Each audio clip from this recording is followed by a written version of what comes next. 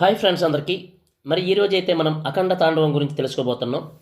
మరి అంతకుముందు నా ఛానల్ అయితే సబ్స్క్రైబ్ చేయలేని వారు సబ్స్క్రైబ్ చేసుకోండి, లైక్ చేయండి, మరి ఇంకా షేర్ చేయండి.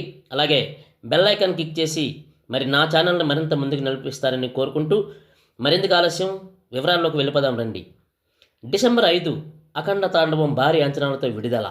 ఫ్యాన్స్ కోలాహలం, ఫ్లెక్సీల ఆనందోత్సవాల్లో మునిగి తేలుతున్న వేళ ఒక్కసారిగా షాక్. అఖండ 2 మూవీ నిలిపివేయబడింది. ఒక్కసారిగా అలజడి. ఏం జరిగింది? వివరాల్లోకి వెళ్తే ప్రొడ్యూసర్స్ తప్పిదం జరిగింది.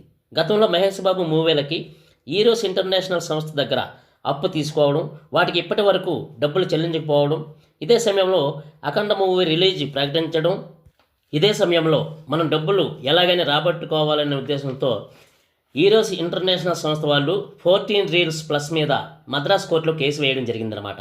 ఒక్కసారిగా సినీ పెద్దలు ఈరోస్ ఇంటర్నేషనల్ సంస్థ వారితో చర్చలు జరిపి, అలాగే సినీ పెద్దలు దిల్ రాజు, డి సురేష్ బాబు, బాలయ్య బాబు రంగంలోకి దిగి ప్రాబ్లం అయితే క్లియర్ చేశారు. కానీ కేసు అయితే కోర్టులో ఉన్నందున డిసెంబర్ 5న సినిమా రిలీజ్ చేయలేకపోయారు.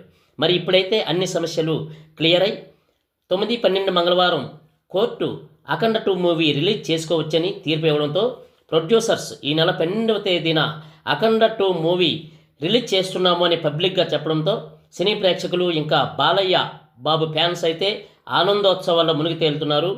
మరి హైందవ ధర్మం, భారతదేశ గొప్పతనం, శివతత్వం కలిగిన సినిమా కాబట్టి అందరూ తప్పక చూడాలని మనస్ఫూర్తిగా కోరుకుంటూ, మరి ఇంతవరకు నా వీడియో చూసినందుకు ధన్యవాదాలు. మరో వీడియోతో మళ్ళీ కలుద్దాం. అంతవరకు సెలవు. నమస్తే.